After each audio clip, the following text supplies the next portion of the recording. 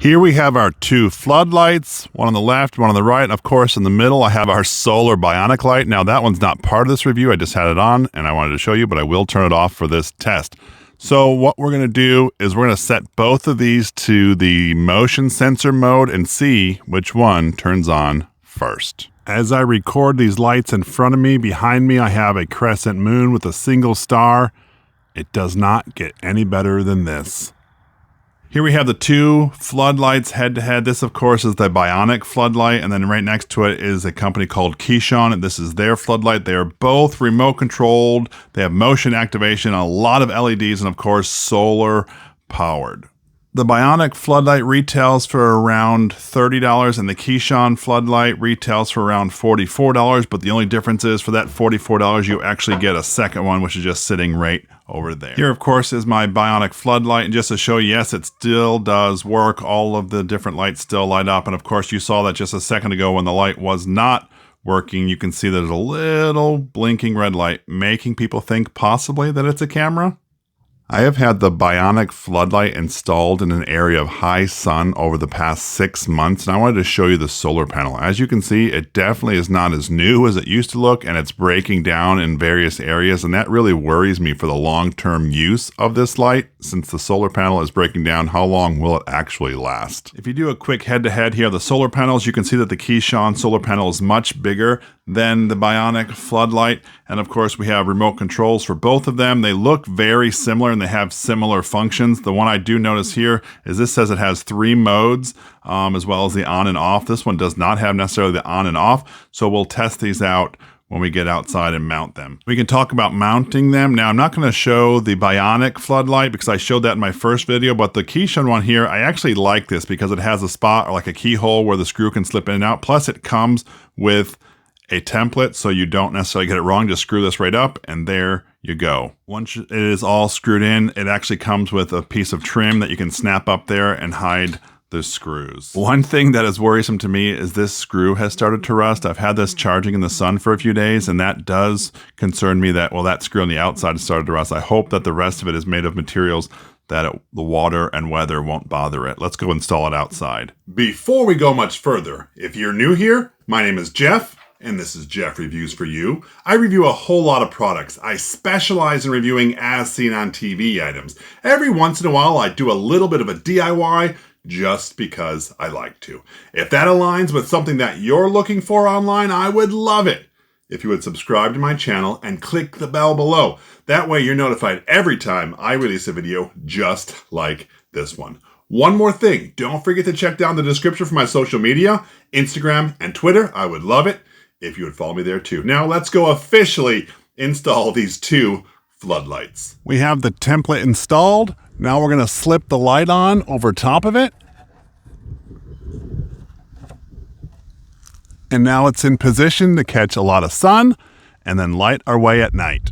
Our floodlights are installed. On the left over here, we have the Bionic Floodlight. And then over here, we have the Keshon Floodlight. And that little light in the middle you see there is actually the solar Bionic light. So what we're going to do is we're going to let this charge up all day in the sun. We'll test it at night and we'll do a head-to-head comparison. We are in sensor mode. You can see the Bionic Floodlight there blinking red. So I'm going to take a few steps forward. Oh, so we have on the right, the Keshon Floodlight turns on first and then the Bionic Floodlight. So I'm about 15 feet away from that wall. Pretty cool. They both came on around the same time. I'm standing directly under the Keshon Floodlight. What I'm going to do is I'm going to make some movement so that it senses me. And you can see the area that is lit up. It lights up a really good distance here. I'm really impressed with the amount that's lit up. The furthest I can see is about 30 feet away. Now I'm standing underneath the Bionic Solar Floodlight and trip that off. And we have a very similar reveal, about 30 feet, really bright, definitely responsive when you're close to the light. I want to show you the different features of the Keshon Solar Floodlight. So we're going to turn it on. And so first things first, I'm going to do mode 1. Mode 1 is going to blink real fast. So if you have sensitivity to blinking light, just know I'm going to hit mode 1 right here and it's going to blink. So what that tells me when it blinks like that is it's in motion sensor mode. It's going to light up and stay lit for as long as it detects motion, and when motion is gone, well then it's going to turn off. If I go to mode 2, it's just going to dim down part way, and that's the light it's going to be on all night. It's just going to stay like that, ambient lighting or just enough lighting to see. Of course, mode 3 is going to do the exact same, except since I'm standing here, it drops down to that dim light, and then if you come in the area, it's going to light up bright. Those are the 3 different modes. You can, of course, turn it off, and you do have to get relatively close to the remote to work. But I prefer mine to be on mode 3, which is dim all the time, and then it flashes light when you walk in the area, and that's what I'm going to leave it on here. Let me show you the 3 modes for the Bionic Floodlight. So first we have the motion sensor mode, and you can see that's clicked on because that red light. Of course, now we're here. I can also dim that down just a little bit. You might have seen that just a little bit dimmed down. It goes to a 75% bright, and that will be on all night. The last mode is really interesting. When I hit this little lightning bolt, it's going to flash on the screen, and I'll turn it off relatively quick, but it's almost like a strobe mode. Let's hit that.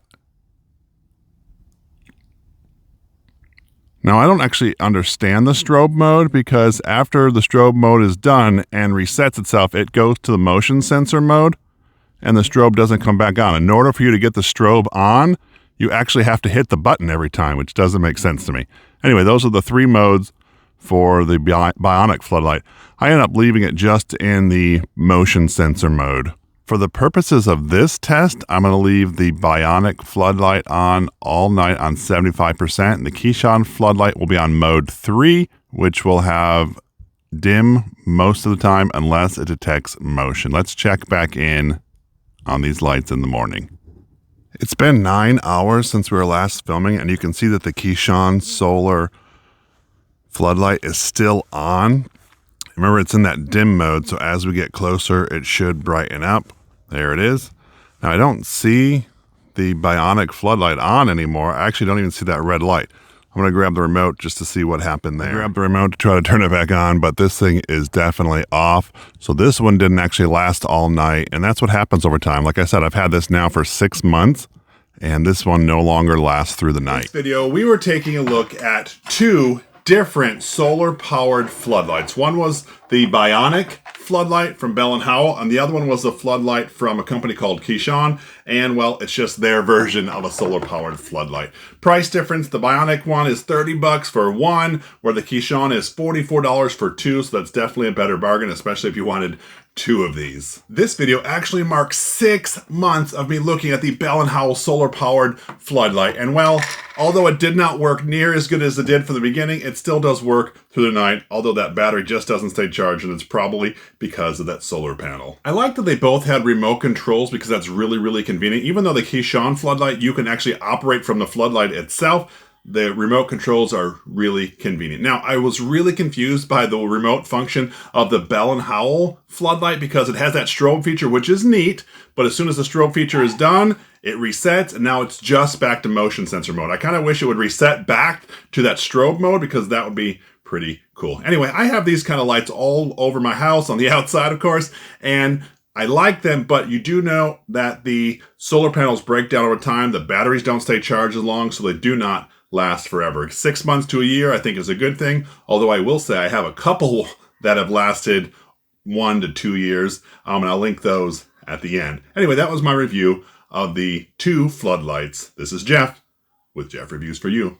As always, thanks for stopping by, and I hope you have a great day. I should say that if you don't have your remote, you can adjust all the different modes from this little button here. So I can turn it on, I can put it in mode 2 or mode 3. I really do appreciate that you stayed around for my entire review of these 2 floodlights. You know what? At the end of this review, I referenced 2 of my as seen on TV lights that are still working a year and 2 years later. One is the Atomic Beam Sunblast. I'm going to link that one right up here. And the other one is the Ever Bright Ultra, and I'm going to link that right over here. Actually, this is my favorite of all the lights that I have so far. Anyway, I would love it if you would click here or here. And when you do, by the magic of the internet, I'm going to join you at those reviews. So go ahead, click one. They're safe, I promise.